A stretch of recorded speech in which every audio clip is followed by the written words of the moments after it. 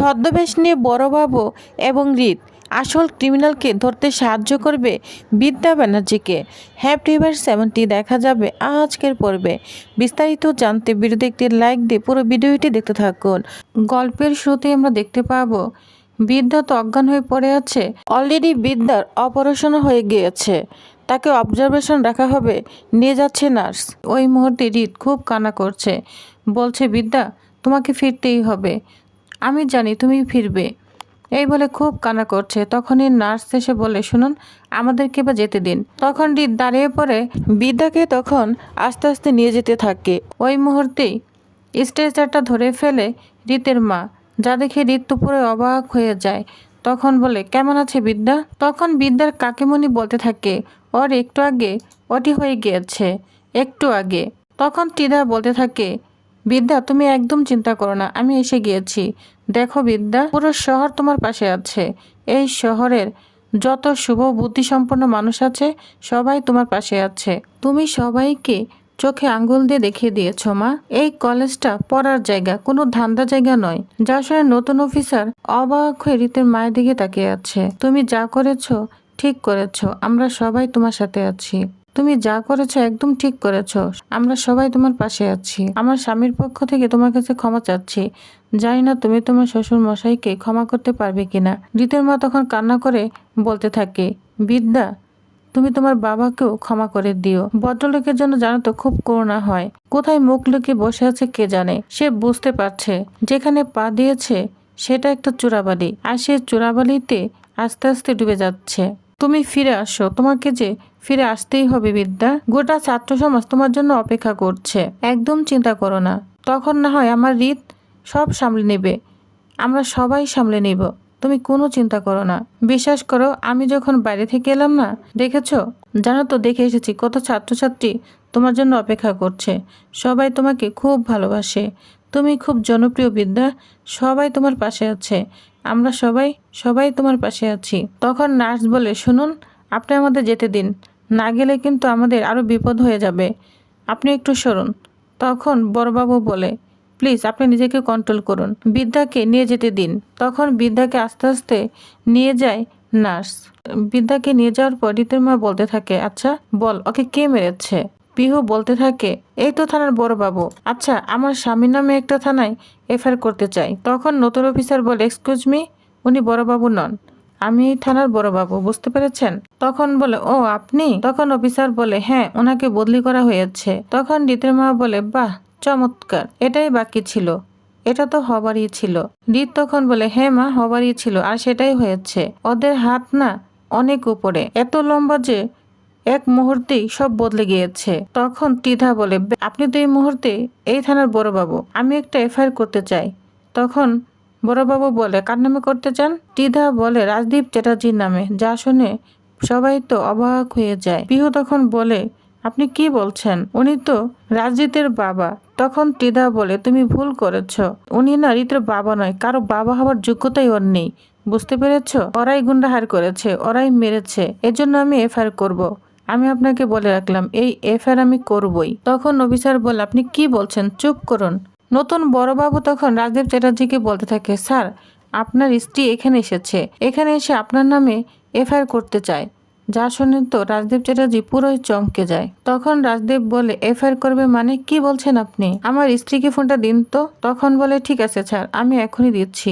তখন নতুন বড়বাবু বলে এই নিন আপনার সঙ্গে কথা বলবে। রাজদীপ বলে তুমি আমার নামে এসব কি করছো, তুমি কোনো কথা বলছো না কেন? তখন ফোনটা কেটে দেয় ত্রিধা, কোনো কিছুই বলে না। ত্রিধা তখন বলে ধরুন নতুন বড়বাবু আমাকে ক্ষমা করবেন, আমরা স্বামী স্ত্রী, প্রয়োজন হলে আমরা সামনাসামনি কথা বলে নিব, বুঝতে পেরেছেন? কিন্তু আপনি একজন পুলিশ অফিসার, আমি যদি থানায় এফআইআর করি আশা করছি আপনি আমার এফআইআরটা অ্যাকসেপ্ট করবেন। তখন নতুন বড়বাবু বলে বেশ করব। এটা বলে থানার নতুন বড়বাবু এখান থেকে চলে যায়। পিহু তখন বলতে থাকে কালকে কাগজে কি লেখালেখি হবে আপনি বুঝতে পারছেন না, দুজনই শহরের প্রতিপত্তিশালী পরিবার, একবার ভেবে দেখেছেন?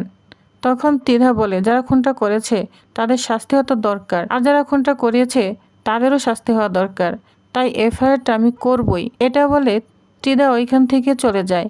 ঋতু তার পিছনে পিছনে ছুটতে থাকে। বড়বাবু বলে ওদের যেতে দিন। এদিকে আমরা দেখতে পাবো বিদ্যার জ্ঞান ফিরে এসেছে। ডক্টরকে দেখে বিদ্যা চোখ মেলে তাকায়, বলছে ও আপনি? তখন ডক্টর বলে হ্যাঁ হ্যাঁ, আপনি যেভাবে বলে দিয়েছেন আমি সেরকম করেছি। সবাইকে জানিয়ে দিয়েছি আপনাকে 72 ঘন্টা অবজারভেশনে রাখা হবে। আর আপনার সব ছাত্রছাত্রীদেরকেও বলে দিয়েছি, কেউ যেন জানতে না পারে যে আপনার চোট এত গুরুতর নয়, জাস্ট একটা মাইন্ড্রিটি হয়েছে। তখন বিদ্যা বলে ঈশ্বরকে অনেক ধন্যবাদ, আর আপনাকেও ডক্টর অনেক ধন্যবাদ আমার সঙ্গে কোঅপারেট করার জন্য।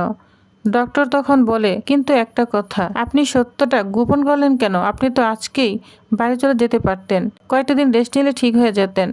তখন বিদ্যা বলে ন ডক্টর, আকাশে না শকুন উঠছে, অনেক উঁচুতে উঠছে, ওদের লক্ষ্যই নিচে নিচে বাগানের দিকে। তখন ডক্টর বলে আপনার কথা আমি ঠিক বুঝতে পারছি না। তখন বিদ্যা বলে আমি আপনাকে পরে সবটা বুঝিয়ে দেব ডক্টর, আপনার কাছে আমার শুধু একটাই অনুরোধ, কেউ যেন ঘুণাক্ষরে কিচ্ছু জানতে না পারে, এমনকি প্রেস মিডিয়াতেও নয়। ডক্টর বলে কিন্তু আপনার বাড়ির লোক যদি জানতে চায় তাহলে?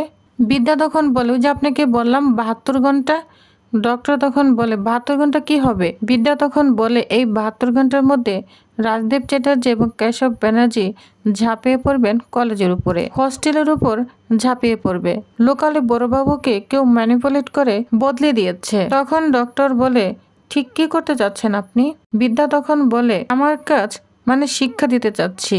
জানেন ডক্টর, একটা কথা আমি প্রায় বলি, এই জগতে না হাতে শুধু মিনার পুস্তক দিয়ে চলে না, সাথে বেতও লাগে, বুঝতে পেরেছেন? এই জন্য আমাকে বেত তুলে নিতে হবে।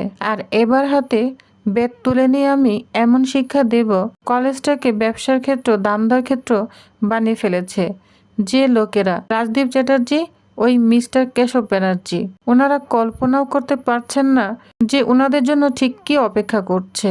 তখন ডক্টর বলে ওকে ঠিক আছে, যেটা আপনি ভালো বুঝবেন সেটাই করবেন, আমি আসি। তখন বিদ্যা আবারও ডক্টরের কাছে হাত জোর করে রিকোয়েস্ট করতে থাকে। তখন ডক্টর বলে বলুন।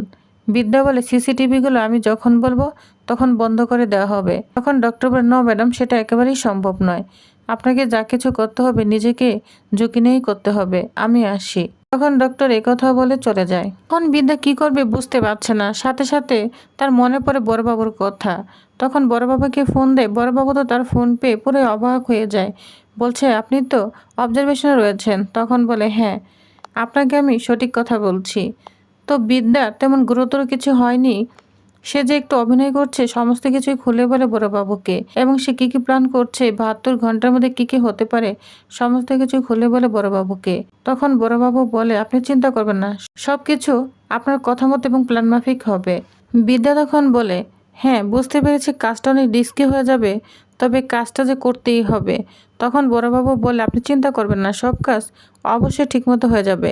এটা বলে ফোনটা রেখে দেয় বড়বাবু। অন্যদিকে দেখা যায় রাজদেব চ্যাটার্জি কলেজে চলে এসেছে। প্রিন্সিপালকে এসে বলতে থাকে গত 48 ঘন্টা সব সিসিটিভি ফুটেজ ডিলিট করে দিতে। তখন প্রিন্সিপাল বলে আপনি কোনো চিন্তা করবেন না, আমি সবাইকে জানিয়ে দিয়েছি গত 48 ঘন্টা সব সিসিটিভি ফুটেজ ডিলিট করে দিতে। তখন রাজদেব চ্যাটার্জি বলে থ্যাংক ইউ, এটা বলো এখান থেকে চলে যায়। আড়ালে সব শুনছে রিত। রিত তখন বলে বাবা তুমি আমাকে ক্ষমা করে দিও, এই প্রথম আমি তোমার বিরুদ্ধে যেতে চলেছি। ওই সিসিটিভির ক্যামেরা হার্ড ডিস্কটাই আমি খুলে নিয়েছি, ওটা আর কেউ ডিলিট করতে পারবে না। ওই হার্ড ডিস্কটা থেকে আমি বের করব বিদ্যাকে কে মারতে গিয়েছিল, তারপর হবে তার punishment. I am sorry dad, পিতাকেও বাঁচিয়ে রাখতে হবে আর এই শিক্ষা প্রতিষ্ঠানও বাঁচিয়ে রাখতে হবে, এগুলো নিয়েই তো বিদ্যার স্বপ্ন। 72 ঘন্টা অবজারভেশন থাকতে বলেছে, আমি জানি না, সত্যি জানি না কি হবে, কিন্তু পৃথিবীর কেউ ওর পাশে থাকুক আর না থাকুক, এই রাজদীপ অবশ্যই বিদ্যার পাশে থাকবে। আমি ওকে অনেক ভালোবাসি, খুব ভালোবাসি। এটা বলে রিত খুব কষ্ট পেতে থাকে। এদিকে থানার বড়বাবু ছদ্মবেশ নিয়ে চলে এসেছে বিদ্যার কাছে, বিদ্যাকে ওইখান থেকে নিয়ে যেতে। অন্যদিকে রাজদেব চ্যাটার্জি আর প্রিন্সিপাল চলে এসেছে হসপিটালে, জানতে এসেছে পেশেন্ট বিদ্যা ব্যানার্জি কেমন আছেন। তখন ডক্টর বলে অবজারভেশনে আছে। রাজদেব চ্যাটার্জি বলে একটু দেখা করা যাবে। প্রিন্সিপাল বলতে থাকে আইসিইউতে পেশেন্ট থাকলেও তো বাইরে থেকে দেখা যায়, এক্ষেত্রে ওনাকে আমরা দেখতে পাচ্ছি না কেন?